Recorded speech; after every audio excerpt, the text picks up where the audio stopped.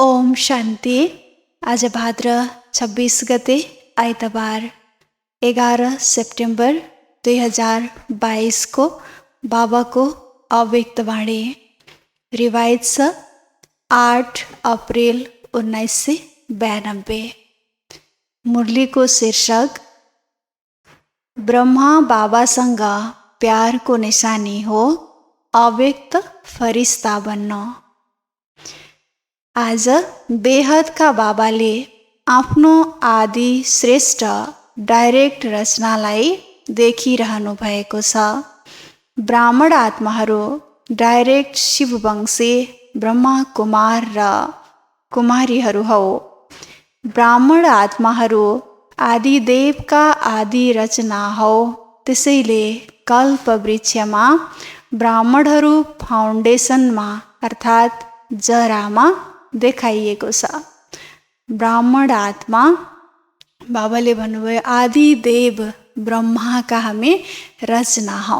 त्यसैले कल्पवृक्षमा ब्राह्मणलाई फाउन्डेसनमा अर्थात् जरामा देखाइएको छ।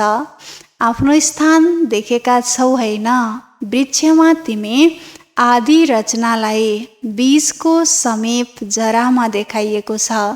त्यसैले डाइरेक्ट रचना हौ। अन्य आत्माहरू डाइरेक्ट मातापिता अर्थात् शिव बाबा र ब्रह्मा माता अर्थात् डाइरेक्ट परमात्मा रचना होइनन्। ब्राह्मण आत्माहरू डाइरेक्ट शिववंशी ब्रह्मा मुख वंशावली। हामी शिव बाबा र ब्रह्मा माताका डाइरेक्ट परमात्म रचना हौ। अरू आत्माहरू डाइरेक्ट रचना होइनन्। तिमी डाइरेक्ट मातापिताका रचना हौ। फरक छ नि। डाइरेक्ट मातापिताको बच्चा परमात्मा सन्तान र अरू आत्माहरूमा बाबा भन्दै हुनुहुन्छ फरक छ नि। तिमी आदि रचना र अन्य धर्म आत्माहरूका रचना दुवैमा अन्तर छ। तिमी परमात्मा रचनाले आफ्नो रचयिता माता पिता दुवैलाई राम्रोसँग चिनेका छौ। अन्य धर्मका आत्माहरू तिमी भेदबाट निस्केका हुन्। तिमी जरा पनि हौ र भेद पनि हौ। हामी सृष्टिरूपी कल्प वृक्षको जरा हौ, भेद हौ। बाबाले भन्नुभयो जराबाट भेदबाट अरू धर्मका आत्माहरू निस्कन्छन्। ब्राह्मण रूपमा वृक्षको जरामा छौ र देवता रूपमा वृक्षको भेदमा छौ। हामी आत्माहरू ब्राह्मण रूपमा कल्पवृक्षको जरामा छौँ र देवता रूपमा यस कल्पवृक्षको भेदमा छौँ। अनि सबै धर्म तिमी भेदबाट निस्कन्छन्। त्यसैले तिमी डाइरेक्ट रचनाको कति महत्त्व छ। भेदपछि अलि माथि जब द्वापर युग देखाइन्छ त्यहाँ अनेक धर्मका आत्माहरू मोटा मोटा हाँगाका रूपमा देखाइएको छ। त बाबाले भन्दै हुनुहुन्छ भेदबाट नै मुख्य धर्महरू अरू धर्महरूको स्थापना हुन्छ, निस्कन्छन्। त्यसैले डाइरेक्ट रचनाको नै महत्त्व छ। डाइरेक्ट बीजसँग सम्बन्ध छ, उनीहरूको इन्डाइरेक्ट सम्बन्ध छ, तिम्रो डाइरेक्ट छ। अरू धर्मका आत्माहरूको धर्मपितासँग कनेक्सन हुन्छ, फेरि पछि धर्मपिताको परमपितासँग इन्डाइरेक्ट कनेक्सन हुन्छ भने हाम्रो डाइरेक्ट बीज रूप परमात्मासँग कनेक्सन छ। तिमीहरू सबैले रुहानी नसाले भन्छौ हामी परमात्म सन्तान हौ। जति पनि धर्मका आत्माहरू आउँछन् ती सबैले आफूलाई क्रिस्चियन, बौद्धी, इस्लामी कहलाउँछन्। डाइरेक्ट शिववंशी र आदिदेव ब्रह्माका रचना कहलाउँदैनन्। क्राइस्ट वंशी क्रिस्चियन भनिन्छ। धर्मपिता क्राइस्टका क्रिस्चियन हौ, यही जान्दछन्। ती सबै धर्मपिताका वंश हुन्। तिमीहरू भन्छौ परमात्माका धर्मपिताका वंश नि हामीको हौ परमपिता परमात्माका वंश। धर्मपिता र परमपिता कति अन्तर छ। डबल विदेशीले के सम्झन्छौ? परमपिताका हौ या धर्मपिताको हौ? परमपिताको अर्थात् डाइरेक्ट रचना हुनु। डाइरेक्ट र इन्डाइरेक्टमा कति अन्तर हुन्छ? नसामा पनि अन्तर छ भने प्राप्तिमा पनि अन्तर छ। डाइरेक्ट कनेक्सन र इन्डाइरेक्ट कनेक्सन बाबा भन्दै हुनुहुन्छ यसमा नसामा पनि अन्तर हुन्छ, साथै प्राप्तिमा पनि अन्तर हुन्छ। त्यसैले भक्ति मार्गमा पनि इन्डाइरेक्ट आफ्नो इष्टद्वारा बाबालाई याद गर्छन्। यदि कोही शिवभक्त छ भने पनि उसले शिवशङ्करलाई एउटै मानेर याद गर्छ। इन्डाइरेक्ट भयो नि, बुझेका पनि छन्। रामको पनि रामेश्वर हुनुहुन्छ, तर फेरि पनि याद रामलाई नै गर्छन्। भक्ति मार्गमा शिवलाई नै मान्नेवालाले पनि शिव र शङ्करलाई एउटै मानेको हुनाले बाबाले भन्नुभयो त्यो इन्डाइरेक्ट याद हुन्छ। रामलाई पुज्छन्, रामको पनि ईश्वर रामेश्वर हुनुहुन्छ भन्ने थाहा भएर पनि फेरि याद रामलाई नै गर्छन्। यो भयो इन्डाइरेक्ट बाबासँगको कनेक्सन। त्यसैले भक्ति इन्डाइरेक्ट भयो नि, किनकि भक्त आत्माहरूको रचना पनि पछाडिका आत्माहरू हुन्। तिमी डाइरेक्ट परमात्मा वंशी आत्माहरू हौ। द्वापरमा पनि भक्ति गर्दा बिना परिचय शिवबाबाको भक्ति गर्छौ। ब्रह्मा विष्णु शङ्कर यी सूक्ष्म देवताहरूको पूजा पछाडि सुरु हुन्छ, आदिमा हुँदैन। अन्य आत्माहरूको रचना पनि इन्डाइरेक्ट आत्माहरूद्वारा भएका हुन् र भक्तिमा पनि इन्डाइरेक्ट भक्ति हो। तिमीहरू डाइरेक्ट भक्त हौ, इन्डाइरेक्ट होइनौ, अर्थात् तिमीहरूले शिवको पूजा नै आरम्भ गर्छौ। बाबा भन्दै हुनुहुन्छ अहिले पनि हाम्रो बाबासँग डाइरेक्ट कनेक्सन छ। भक्तिमा पनि हामी डाइरेक्ट भक्त हौँ, सिधै शिव बाबालाई नै शिव बाबाकै पूजा गरेर भक्ति सुरु गर्छौँ। त भक्त पनि डाइरेक्ट, बच्चा पनि डाइरेक्ट। त्यसैले प्राप्तिमा पनि हेर, तिमी डाइरेक्ट आत्माहरू अर्थात् डाइरेक्ट रचनालाई अनेक जन्मको लागि जीवन मुक्तिको वर्षा मिल्छ। बाबाको डाइरेक्ट रचना हामी आत्माहरूलाई सतयुग त्रेतायुगमा अनेकौँ जन्मसम्मको लागि वर्षाको अधिकार मिल्छ। अन्य आत्माहरूलाई जीवन मुक्तिको वर्षा यति समयको मिल्दैन। तिम्रो जीवन मुक्ति आधा कल्प चल्छ र अन्य आत्माहरूलाई जीवन मुक्ति र जीवन बन्ध दुवै नै आधा कल्पभित्र मिल्छ। बाबाले भन्नुभयो हाम्रो जीवन मुक्ति आधा कल्प चल्छ। सतयुग र त्रेतायुगमा हामी जीवन मुक्त स्थितिमा हुन्छौँ र अरू आत्माहरू जो पछि आउँछन् उनीहरूलाई जीवन मुक्ति र जीवन बन्ध दुवै नै आधा कल्पभित्र मिल्छ। द्वापर र कलियुगमा नै जीवन मुक्तिको पनि अनुभूति र जीवन बन्धको पनि अनुभूति पछि आउने आत्माहरूले गर्छन्। अर्को विशेषता यही हो, तिम्रो जीवन मुक्ति अर्थात् गोल्डन सिल्भर एज चक्रको पनि गोल्डन सिल्भर समयमा प्राप्त हुन्छ। तिम्रो गोल्डन एज हुँदा युग पनि गोल्डन एजको हुन्छ र प्रकृति पनि गोल्डन एज हुन्छ। जब हाम्रो जीवन मुक्ति हुन्छ, गोल्डन सिल्भर एज जब हामी मुक्तिको त्यो स्थितिमा पुग्छौँ त बाबाले भन्नुभयो प्रकृति पनि अत्यन्तै सतगुणी हुन्छ, गोल्डन एजमा हुन्छ र पछि आउने आत्माहरूको प्रकृति तमो प्रधान भइसकेको हुन्छ। चक्रलाई राम्रोसँग जान्दछौ नि र अन्य आत्माहरूको गोल्डन एज हुँदा युग कपर एज र आइरन एज हुन्छ। कपर एजमा उनीहरूको गोल्डन एज हुन्छ र तिमीहरूको गोल्डन एजमा गोल्डन एज हुन्छ। हाम्रो गोल्डन एजमा सतयुगी दुनियाँमा हाम्रो शतप्रधान अवस्था हुन्छ र फेरि पछि आउने आत्माहरूको द्वापर युग कपर एजमा शतप्रधान अवस्था हुन्छ। आधा कल्पमा नै मुक्ति अनि जीवन मुक्ति अनि जीवन बन्धको अनुभूति उनीहरूले गर्दछन्। कति अन्तर भयो, तिमी शतप्रधान हुँदा प्रकृति पनि शतप्रधान हुन्छ। तिनीहरूले रजोप्रधान प्रकृतिमा शतप्रधान स्टेजको अनुभव गर्छन्। त्यसैले डाइरेक्ट र इन्डाइरेक्ट रचनाको कति अन्तर छ। यति नशा छ, हामी डाइरेक्ट परमात्मा रचना हौ।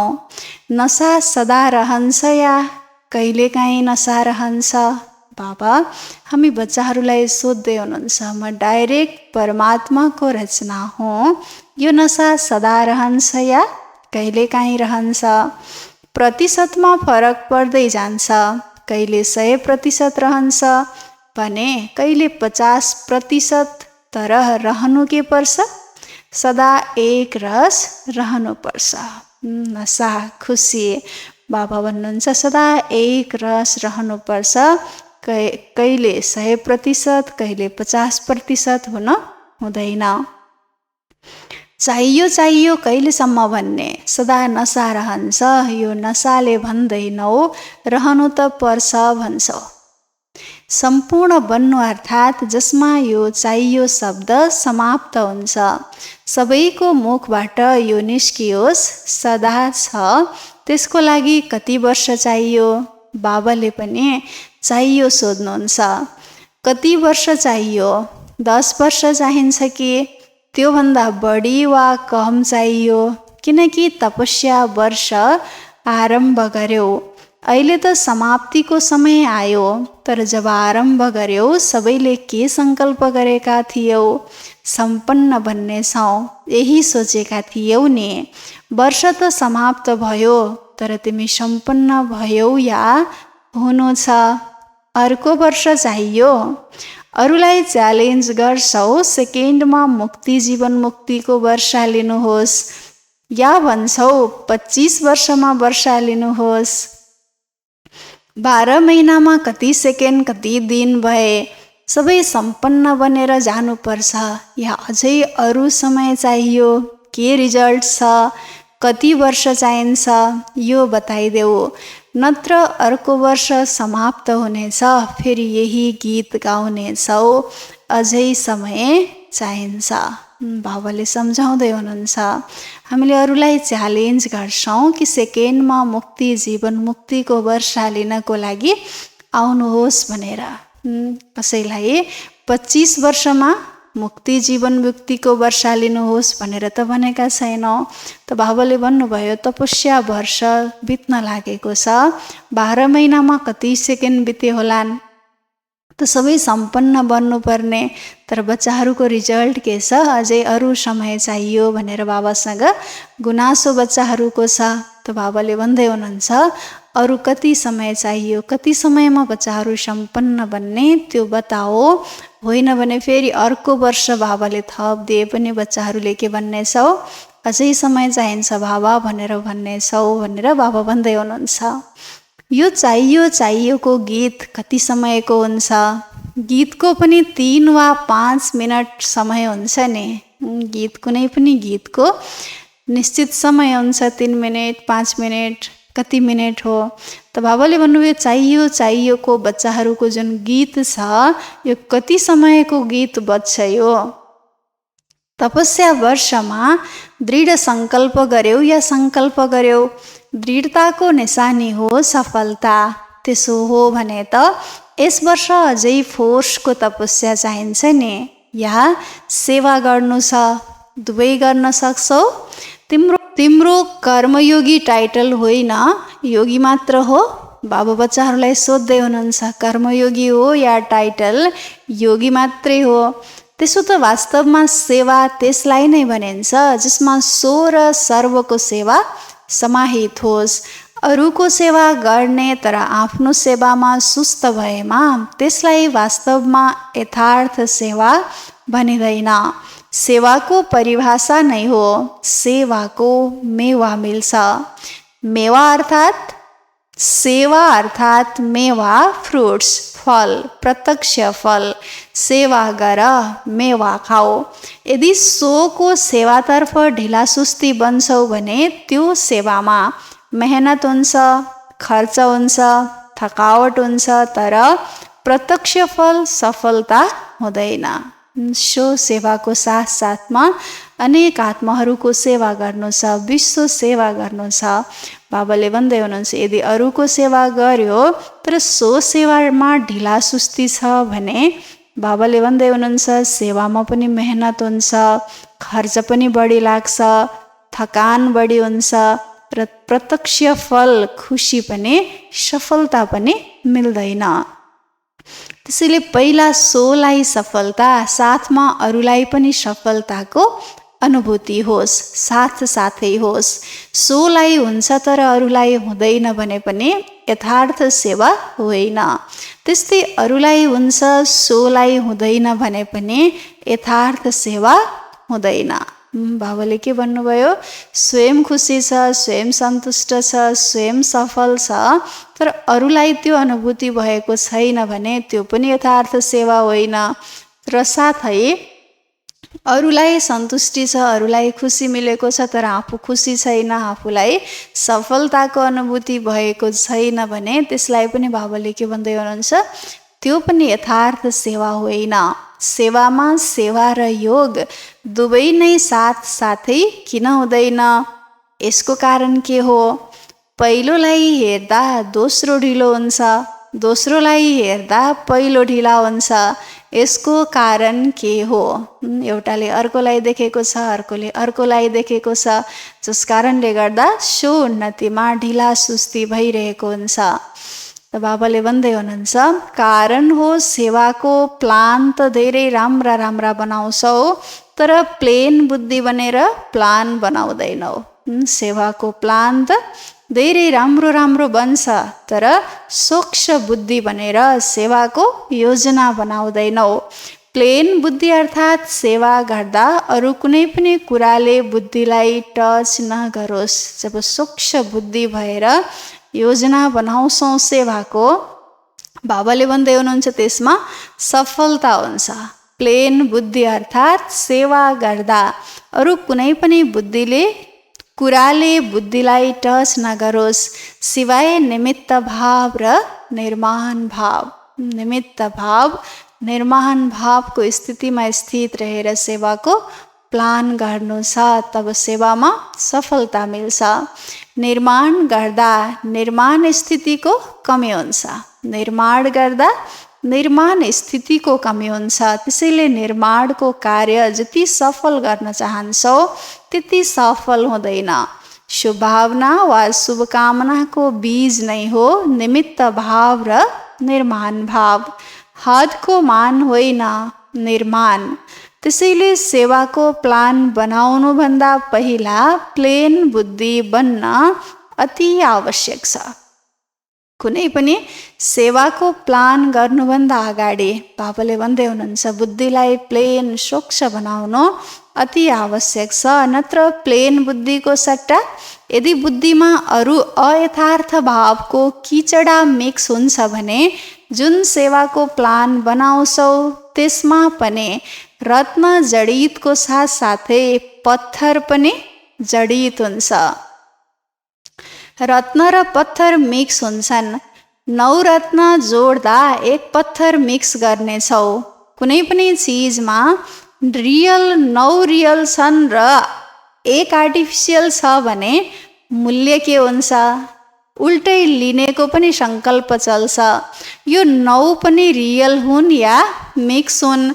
त्यसैले सेवाको प्लानको साथै प्लेन बुद्धिको अटेन्सन पहिला राख।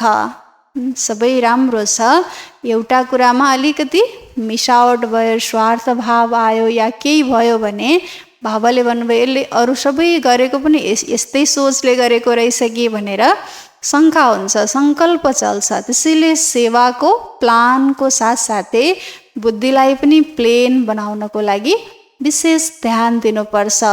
यदि प्लेन बुद्धि छ तर सेवाको प्लान त्यति ठुलो छैन भने पनि फेरि पनि प्लेन बुद्धि हुनेलाई नोक्सान हुँदैन, बोझ हुँदैन।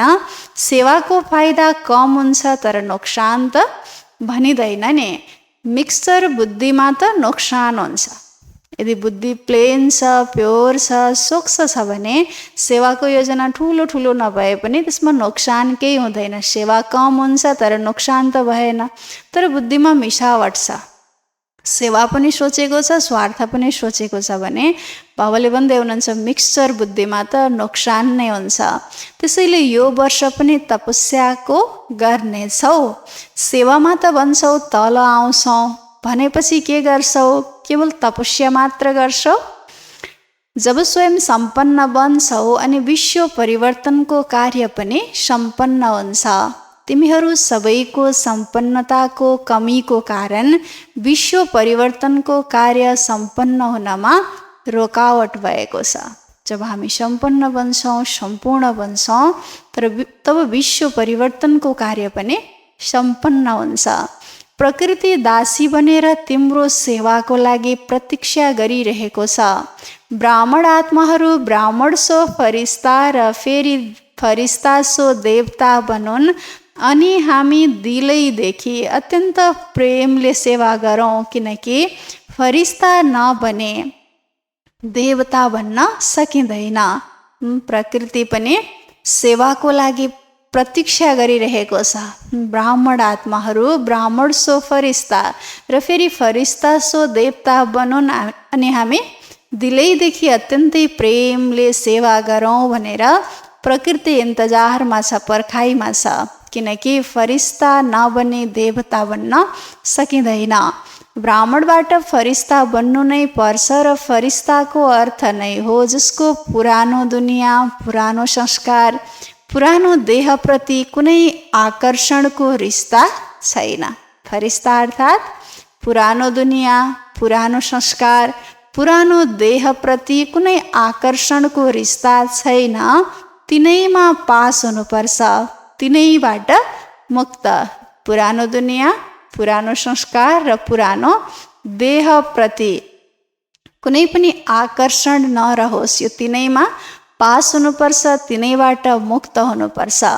त्यसै पनि ड्रामामा पहिला मुक्तिको वर्षा छ र फेरि जीवन मुक्तिको छ। मुक्तिधाममा नगई तिमी जीवन मुक्तिमा जान सक्दैनौ। त्यसैले फरिस्ता अर्थात् मुक्त र मुक्त फरिस्ता सो जीवन मुक्त देवता बन्छौ। फरिस्ता अर्थात् मुक्त स्थिति, सबै प्रकारको पुरानोपनबाट मुक्त। जो मुक्त फरिस्ता बन्छ उनी जीवन मुक्त देवता बन्न सक्छ। त्यसो भए कति प्रतिशत फरिस्ता बनेका छौ त? बाबा बच्चाहरूलाई सोध्दै हुनुहुन्छ। फरिस्ता नबनी देवता बन्न सकिँदैन भने बच्चाहरू कति प्रतिशत फरिस्ता बनेका छौ भन्दै हुनुहुन्छ बाबा। कि ब्राह्मण बन्नमा नै खुसी छौ? फरिस्ता बन्नु अर्थात् अव्यक्त फरिस्ता स्वरूप ब्रह्मा बाबासँग प्यार होस्। फरिस्ता बन्नु भनेको अव्यक्त ब्रह्मा बाबा फरिस्ता स्वरूप बाबासँग प्यार होस्। जसको फरिस्ता स्थितिसँग प्यार छैन भने ब्रह्मा बाबाले मान्नुहुन्न मसँग प्यार छ।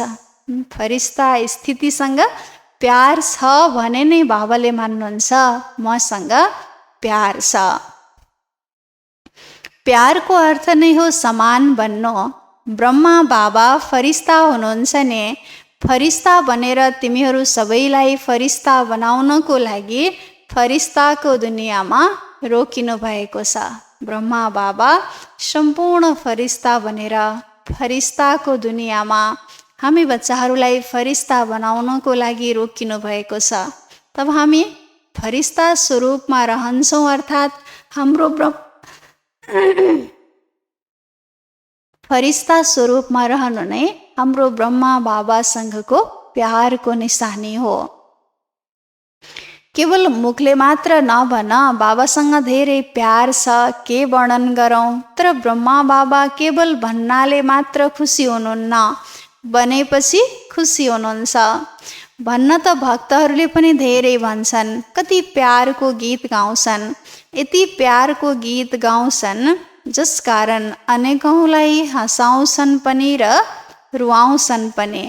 ती सबै हुन् भन्नेहरू र तिमीहरू हौ बन्नेहरू। यदि केवल भनिरहन्छौ भने सम्झ अझै भक्तिको अंश रहेको छ। भन्नु र गर्नु दुवै समान हुनुपर्छ। यदि भन्ने मात्रै छौँ, बाबा समान बन्छौँ, बनिहाल्छौँ भन्यो भने बाबाले भन्नुभयो अझै पनि भक्तिको अंश छ। ज्ञानी आत्मा योगी आत्मा भनिँदैन, तर भक्त योगी आत्मा भनिन्छ। अब के गर्नेछौ? कुनै नवीनता देखाउँछौ या जसरी यो वर्ष गर्यौ त्यही गर्छौ? यस्तो पनि समय आउनेछ, बाप दादा उनीहरूसँग नै मिल्नुहुनेछ जो गर्नेवाला छन्, जो बन्नेवाला छन्, केवल भन्नेसँग होइन। अहिले त सबैलाई अनुमति दिइन्छ, भावनावाला पनि आउँछन्, ज्ञानी योगी आत्मा पनि आउन्, तर समय परिवर्तन हुनु नै छ। त्यसैले आफूमाथि अरू 10 गुणा अन्डरलाइन गरेर परिवर्तित भएर देखाऊ। फेरि बापदादालाई गुनासो नगर्नु, यस्तो कसरी हुन्छ, यस्तो किन गर्नुभयो?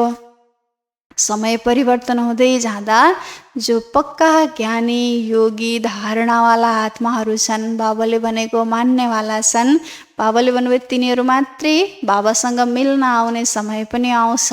अहिले त भावनावाला पनि आउँछन्, सबैलाई छुट्टी छ। बाबाले भन्नुभयो समय परिवर्तन भएपछि फेरि बाबा यस्तो कसरी भयो, किन यस्तो गर्नुभयो भनेर नभन्नु भन्दै हुनुहुन्छ। तिमी पुरुषार्थमा स्ट्रिक्ट हुँदैनौ भने बापदादालाई स्ट्रिक्ट हुनै पर्छ।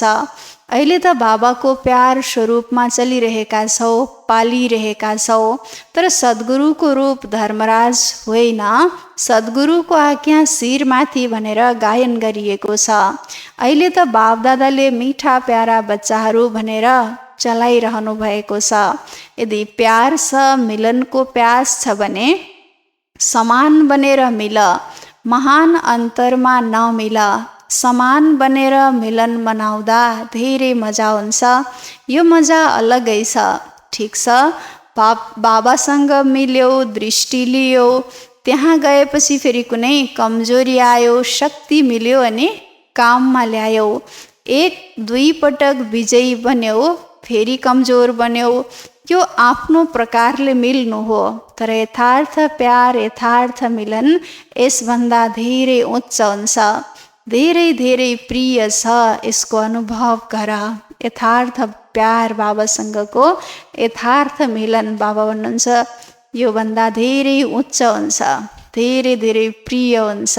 त्यसैले यस प्रकारको अनुभव गर। बुझ्यौ? सद्गुरुको कसैले आज्ञा मानेन भने सद्गुरु हो नि। पिताको अगाडि त बच्चाहरूको चञ्चलता, आनाकानी चल्छ। यदि बाबासँग सच्चा प्यार छ भने यस वर्षमा फरिस्ता समान बनेर देखाऊ। अहिले यतिका सबै मिल्नका लागि आएका छौ, धेरै राम्रो, तर अझै राम्रो भन्दा राम्रो गर्नु छ। प्यार गर्नु र प्यार निर्वाह गर्नु, यसमा धेरै अन्तर छ। गर्नेवाला सबै हौ। यदि प्यार हुँदैन थियो भने यति सबै किन आउँथ्यो? तर गर्नु र निर्वाह गर्नु, यसमा अन्तर हुन्छ। प्यार गर्ने अनेक हुन्छन् र निर्वाह गर्ने कति हुन्छन्? त्यसो भए तिमी निर्वाह गर्नेवाला हौ।